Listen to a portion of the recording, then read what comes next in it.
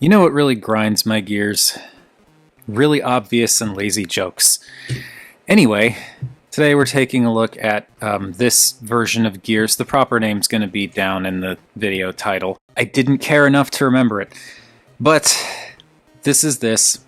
This is the G1 Toy Deco Colors mold, whatever you want to call it, of Legacy Gears? I think it's Legacy Gears, or is it Studio Series? Again, don't really care. But this is him done and as his like G1 styled self, and what can I say? It's a cool figure.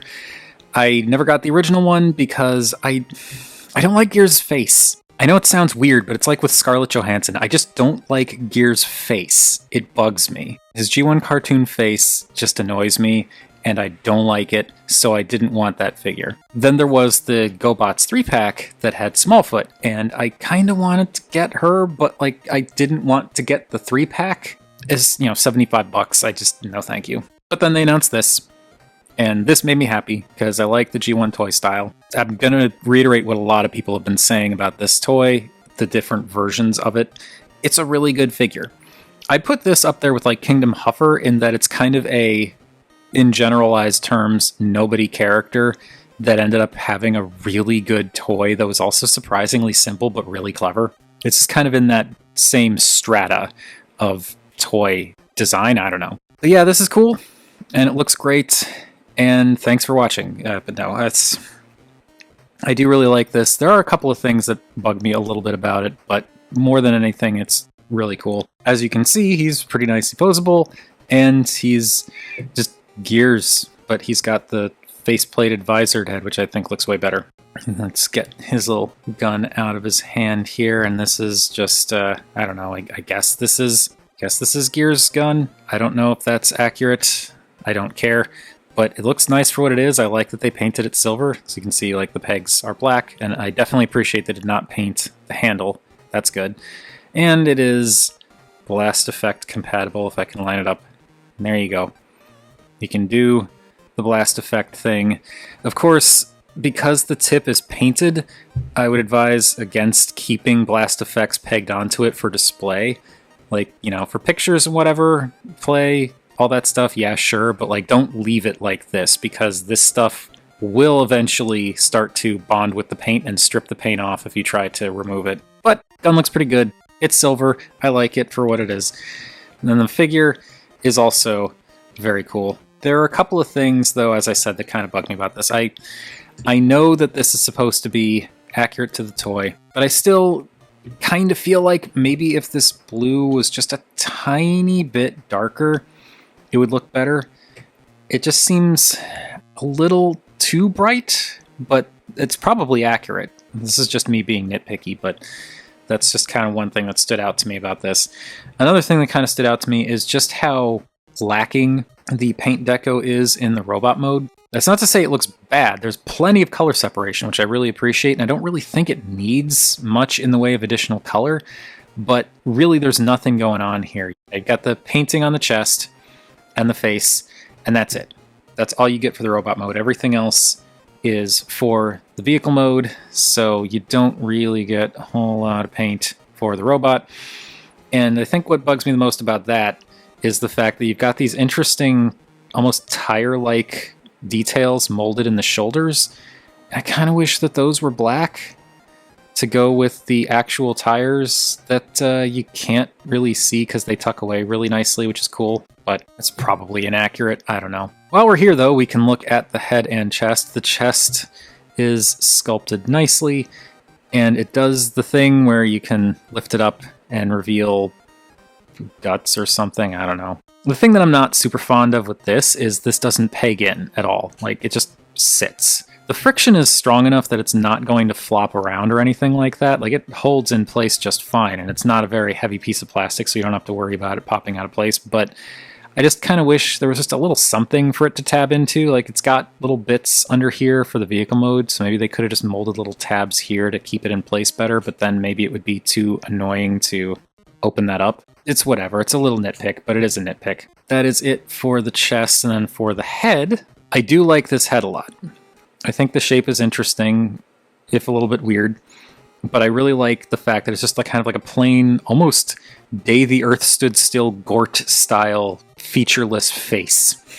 It's just silver dome, silver faceplate, blue visor, and like these little silver bits on the sides. I think it looks really nice. The one thing I might levy at it as a criticism, as a very mild criticism, is the blue on the visor is extremely close to the blue plastic used on like the arms and legs and stuff, so it doesn't stand out too much. I mean, you get the yellow in the chest that does stand out a bit, but like maybe the eyes, maybe the visor should have been like black. Like, was the G1 toy visor black? I don't remember. It's a little bit samey in terms of color, but like it's fine. It at least stands out. There's plenty of contrast. What's also kind of funny is they even painted the top here, so like the back of the head is blue and this little detail on top is silver because it's supposed to, I believe, look like the front of the truck. It's kind of silly because how often is anyone going to be looking at the figure from this angle, especially because the top of the truck is right there and it's going to cover the head entirely in vehicle mode, but I think it's kind of cute. And yeah, I don't know, it's for what it is, it's good. Around back, it has the M, because it's supposed to be like, if this is the front of the hood, you'd be looking at it like this in vehicle mode, but it's got that M for, I think, Mysterians up there, which I don't remember the particulars of that whole thing, but there are multiple videos about it, like where the original truck mini-bots at least came from, so that's kind of a fun little nod. Speaking of nodding, you like that segue? Please clap. Anyway, the head is on a ball joint, and despite its bizarre proportions, it's actually pretty posable. It can look down a little bit, can look up a little bit, can actually do a little bit of side-to-side tilt. Not much, but a little bit. And it can look left and right. The head does knock into the backpack, though, so you kind of have to unplug the backpack if you want him to do any kind of like more extreme angles with the head, but then you can kind of push the backpack in so it doesn't look too disconnected. So it's not bad, it's just a little thing you got to work around. The arms can go out to 90, they can rotate 360, but also because of the transformation, there is this joint in here that works as a forward and backward butterfly, which is extremely nice. You get a bicep rotation, which is very stiff, but it does rotate.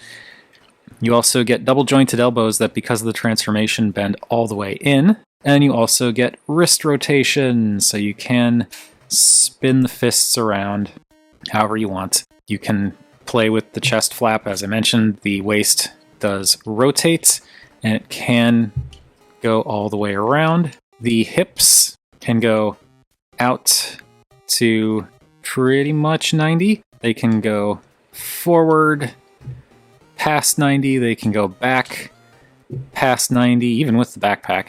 You get thigh rotation.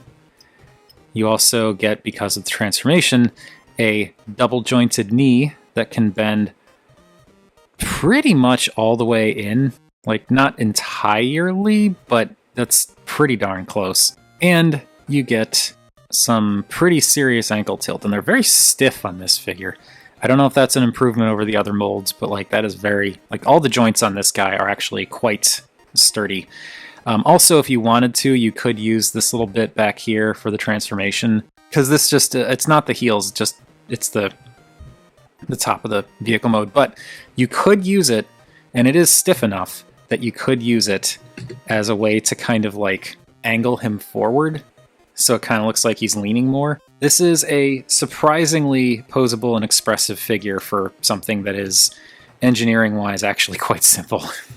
But first, we gotta look at sizes. And this is where things are a little different. You may, anyone who's familiar with the channel may know that this is not the usual deluxe that I use for size comparisons. Basically, I've decided that it's time to say goodbye to Velocitron Burnout, so she's going to be going up on eBay. Going to be selling off Burnout and using Sunstreaker instead. Additionally, I'm doing the same thing with Buzzworthy Dinobots. I do have fondness for that figure because it is the G1 toy, not G1, the original Beast Wars Dinobot colors, but it's just time to sell that one off too. However, he is being replaced with Legacy Stalker, which is not actually Legacy Stalker. It's Legacy Cyberverse Tarn, but with the Toy Toy Hacks Repro Labels set that turns him into Stalker, because this is freaking awesome. So this is going to be the new Voyager-ish size comparison. But one size comparison that's not going anywhere is the duck tank. Alright, now to turn Gears into Gears truck mode. The deco and head sculpt are the only things different on this guy, so if you're familiar with this mold already, you know exactly how this is going to go. But for those who aren't, or just want a refresher, I'm just going to straighten everything out here. I'm going to start by pulling back the backpack, and the way that works is the little mushroom peg openings, not mushroom peg, little clip peg openings there actually tab over these little tabs on the back. It's not super secure, but that's how they sit. So you just pull that back, open up the wheels, and that's pretty much the entirety of the backpack done. I'm going to take the chest and kind of pull up this little flap, disconnect this. There's a slot here that goes into this big chunky tab right in front of the head there. So this all accordions out, flip out these wheels.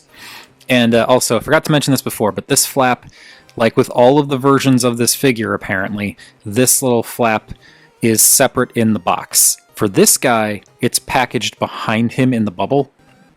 It's not like underneath where all like the paperwork and stuff is. It's actually inside the bubble, like kind of sitting behind his legs. But yeah, this is separate, so he's not gonna have this in the box, like on his chest. But anyway, this unfolds, and we actually don't do anything with the head. I tried spinning it 180, thinking that would be better because then you don't have the robot face sticking out, but it doesn't sit quite right when I do that, so I'm just gonna leave the head like this. What we do have to do is curl in these arms on both sides, and then use those butterfly joints to spin them in, and they just kind of tuck in like that, like he's really excited to get his latte or something like that. And now this comes up and over the head, and then there are these little tabs on either side here that will plug into these little slots on the tops of the shoulders. So that comes in, and then it might take a little bit of doing, but it comes in, covers everything up, and then plugs into these shoulders. And doing this when not looking at things is difficult. So I'm just going to get everything lined up. There we go. And then just kind of smoosh it down so that it all tabs in. And that's nice and secure. This can kind of come back up just to get out of the way. I'm going to take the legs, fold out these bits here, and then these legs will curl all the way in, and there are these little tabs on the backs of his butt that go into these little slots on the insides, like the backs of the calves. And then there are also little tabs on the undersides of these little truck roof bits that go into these slots on the struts that were keeping the backpack attached. So this all curls in and plugs in nice and snug. And on the other side, curls in and plugs in. This now comes up, and there are these little slots under here that go over these tabs on the thighs, and that locks all that together. And finally, there are these little gray tabby-doos back here at the knees that go into these little, there's like these little groove slots on the underside of the back flap, or chest flap rather. So that comes down and tabs over the inner gray pieces. And that's it. That is Gears truck mode, and it looks like Gears truck mode. The colors are, again, kind of the G1 referential thing. The light blue is light red. I don't notice any major discrepancies in color matching. So it's these little blue pieces on the side here. This is also painted, like the sides of the feet. But like the rest of this blue is all plastic. The rest of this red is all plastic. So yeah, pretty good color matching, actually. I like that this almost doesn't stand out. Really, the only thing that makes this a little bit more obviously paint is the plastic has more of a matte finish and this has more of a gloss finish, but it's not super noticeable unless you're under like lights, like say you're filming something. And then also you got the red here, but all the other red and blues are plastic. It looks good. This definitely seems to be where all of the paint went, aside from this little bit back here and the face. You've got the paint there, you've got the paint in the bumper, but then you've also got all of this paint, sort of like the silver for the headlights and the grille, and also all of the wheels. The rims are in silver. And of course, we have to talk about the black, because this is great. I love that they didn't do translucent plastic for the windshield. It's just blue plastic with black painted on it for the window, rather for the windshield and the side windows, and the skylight. Not skylight. I forget what they're called on cars. It may be skylight, but this thing. And also this piece down here for some reason is black. I guess it's a referential thing to the toy. I don't know, but that kind of seems unnecessary. But again, I'm sure it's intentional. And also you get the M for the Mysterians or whatever they were called right up front there as a reference to that. I like the way the truck looks. I really appreciate the fact that they painted the windows rather than making them translucent plastic. And I think the fact that they went all out with like all the windows is great. More than anything, I'm just not a fan of the M on the front. I know there's a reason it's there. I just don't personally like it that much. I feel like it would be better if instead of painting it, they had it like molded in, because this is not molded. This is just painted. This is like a smooth surface otherwise. I feel like if it was like a subtle molding thing and they just left it at that, then it would work better. Or if they were going to stick with painting it, if maybe they would paint it in like not black, like a slightly darker blue or something like that, so like it doesn't stand out quite as much. It's just a little too in your face for my taste. I feel like if it was a little bit more low key, it would look nicer. And add to that this black strip behind the Autobot logo, and it just seems a little bit busy on the hood. It's fine. I don't hate it or anything like that. I think this is a really cool toy. It's just a little bit unsightly right up top there, but like everything else looks great.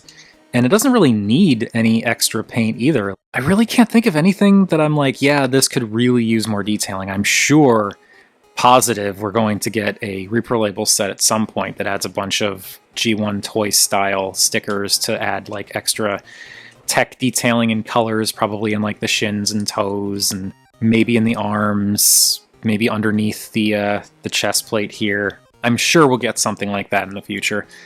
But looking at it right now, I feel like it doesn't really need anything. I feel like that's a nice thing to say that I don't get to say that often with modern Transformers. Also, you can store the weapon in this mode. You can't really plug it. You can't really plug it in using the handle because there's just that clip gets in the way. But you can use this other peg on the side. So if you wanted to, you could plug it into the top, plug it into the front above the wheel well. Personally, what I like to do is I plug it in upside down, just because otherwise the handle and clip get in the way. But I plug it in upside down on the side here. And I just think that works. Also, I don't know if this is intentional or not, but I actually kind of really like how the angle of the magazine clip, or just magazine, I guess magazine clip is redundant. I'm not a gun guy, I don't know, but I like how the angle of this piece of the gun kind of matches the angle of the feet on the back there. It makes it look intentional, like this is where the gun is supposed to be.